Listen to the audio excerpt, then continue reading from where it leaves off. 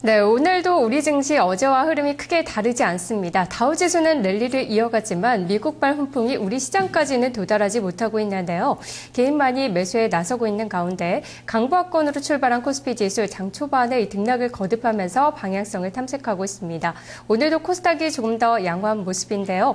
코스닥은 550선을 뚫을 수 있을 것인가 그것을 좀 파악하는 하루가 될 것 같습니다. 여기다 선물 옵션 동시 만기까지도 앞두고 있는 하루인데요. 경계감이 좀 나타나고 있는 가운데 어떤 투자 전략이 필요할지 8인의 전략부터 확인해 보도록 하겠습니다. 최수창 전문가입니다. 제한된 상승과 하락 1987포인트에서 2003포인트 예상 범위 제시하고 있습니다. 서정훈 전문가 개별주 투자 전략 코스닥의 상승은 지속된다. 한규수 전문가 중요 기로점 코스닥과 중소형주가 중심이다. 김형용 전문가 만기 앞둔 소강 국면이라며 IT 관련주에 단기 관심을 두고 있습니다. 최강천 전문가 전략 후강 반등 장세를 준비하라. 김대복 전문가 코스피 변동성 축소, 코스닥은 방향성 확장 국면이라고 봤습니다. 금산 전문가 단기 저점 확인 과정이 필요하다. 1982포인트 지지되어야 한다. 부자개미 전문가 코스닥 모멘텀 지속, IT 관련주 공략하고 있습니다. 네, 코스피의 변동성은 줄어들 것이다. 그리고 코스닥의 상승은 계속될 것이다. 전문가들 일치하는 의견을 제시하고 있는데요. 보는 관점은 약간씩 다를 수는 있을 것 같습니다. 두 분의 전략을 들어보도록 하죠. 먼저 김대복 전문가입니다. 안녕하세요. 네, 안녕하세요. 반갑습니다. 김대복입니다. 네, 에너지 축적 구간으로 보고 계시는데요. 코스닥의 수익률 게임 계속될 것으로 전망하셨네요. 코스닥이 이제 550선을 뚫을 것인가 관심이 커지고 있는데 문제는 이격이 좀 벌어졌다는 점이 부담일 것 같아요. 어떻게 보십니까? 예, 그 생각은 거의 같습니다. 예, 코스피 종목은 변동성 축소 구간인데 왜 시장이 많이 오르는데 우리는 왜 많이 오르지 못할까 이렇게 보면 지금 현재 옵션 만기도 있고 환율 문제도 있고 또한 수급적인 어떤 문제도 같이 병행하고 있다 이렇게 보입니다.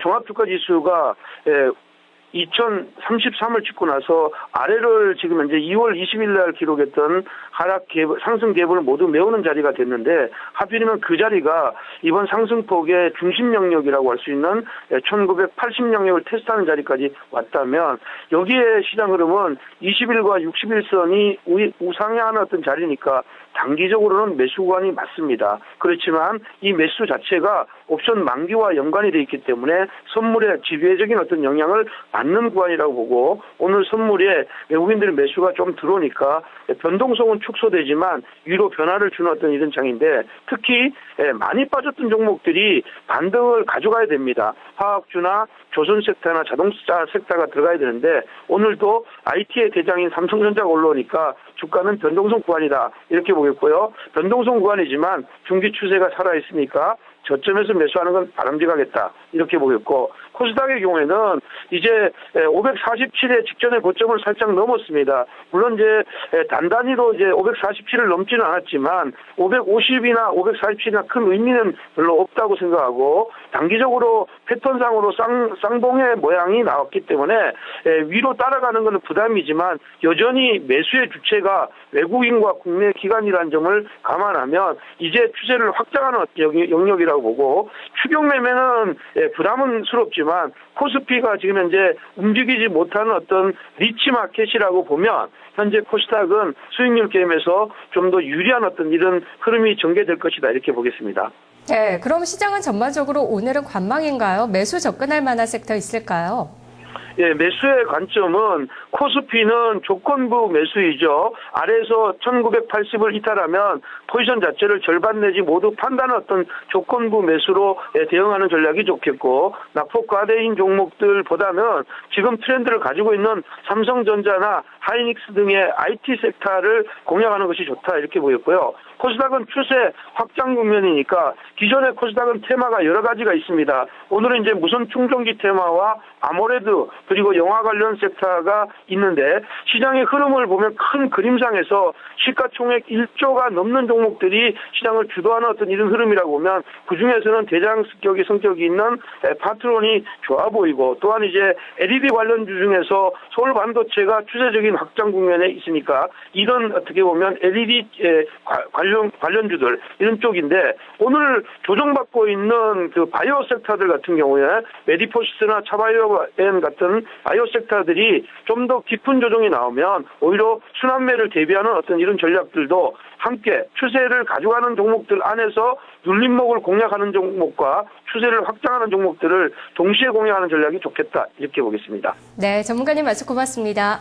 예, 고맙습니다. 김대복 전문가의 전략 확인해봤습니다. 유가증권 시장에서는 아무래도 낙폭 과대주보다는 오히려 IT주를 공략해보는 게 낫겠다. 그리고 코스닥에서는 바이오주들 눌림목시 공략 가능할 것이라고 보고 있습니다. 자, 다음은 최수창 전문가 만나보겠습니다. 안녕하세요. 네, 안녕하세요. 반갑습니다. 네, 차기 주도주 매집을 위한 힘겨운 횡보 장세다라고 한 줄을 주셨는데요. 만기 이후에 방향성이 좀 탐색이 된다면은 차기 주도주는 어느 쪽에서 나올까요? 결국 지금 차기 주도주는 여러분들이 눈에 보이는 것은 내수주죠. 제약주, 음식료, 통신. 차기 주도주는 결국에 원달러 환율의 반등이 현재 나오고서 1,057원에서 1,100원까지 올라왔고, 동시에 우리나라 같은 경우는 수출 주도형 국가이기 때문에 수출 주도형 국가면서 코스피 시장 내 유가증권 시장이라든가 코스닥 시장 내에 가장 많은 비중을 차지하는 건 결국 IT입니다. 그렇다면 IT 섹터에서 경기 회복단했을 때 반도체 봐야 되고요. 그 다음에 최근에 LED 업종도 그렇게 해서 주도적으로 이어지는 흐름을 보셔야 되고, 동시에 수출 주도형 국가이다 보니까 또 글로벌 경기가 회복되는 단계라면 결국에 소재 업종들, 철강이나 또 화학이나 이런 업종들이 계속해서 향후에 차기 주도주의 역할을 할 가능성이 상당히 높다. 이렇게 좀 보시면 되겠습니다. 네, 코스닥에서는 헬스케어 관련주들 계속해서 주목하고 계신가요? 네, 헬스케어 관련된 종목은 이제 종목별 선별을 좀 많이 하셔야 되는데, 결국 최근에 이제 삼성이라는 SK그룹에서도 계속 이슈가 좀 나오고 있거든요. 그러니까 트레이딩을 워낙 좋아하시는 분들 또는 단기적 어떤 테마의 성격에서 시세 폭발이 좀 보이는 것을 원하신다면, 테마 쪽에서는 헬스케어 관련된 역시 노인 복지에 관련된 종목군들을 끊임없이 보시는 게 좋겠다. 그렇다면 대표적인 종목은 나노 엔텍도 있고요, 아이센스라는 종목도 있고, 그다음에 유비케어도 있고요. 그래서 이쪽 CU 메디칼도 있고, 그래서 결국 헬스케어 관련된 종목들은 전반적 이슈를 돌리면서 가기 때문에 그런 포인트를 좀 여러분들이 잘 접근하신다면 충분히 테마적인 성격에서도 트레이딩에서 수익을 좀 낼 수 있는 상승 영역을 만들어준다 보시면 되겠습니다. 알겠습니다. 전문가님 말씀 고맙습니다. 네, 감사합니다. 최수창 전문가의 전략까지 확인해 봤습니다. 역시나 오늘은 큰 방향성을 잡지 못하겠지만 이후의 흐름을 좀 대비해야 될 것 같은데요. 또 코스닥 시장에서는 헬스케어주들의 순환매를 주목하고 있습니다. 두 분의 투자 전략 확인해 봤습니다. 투자 전략 나우였습니다.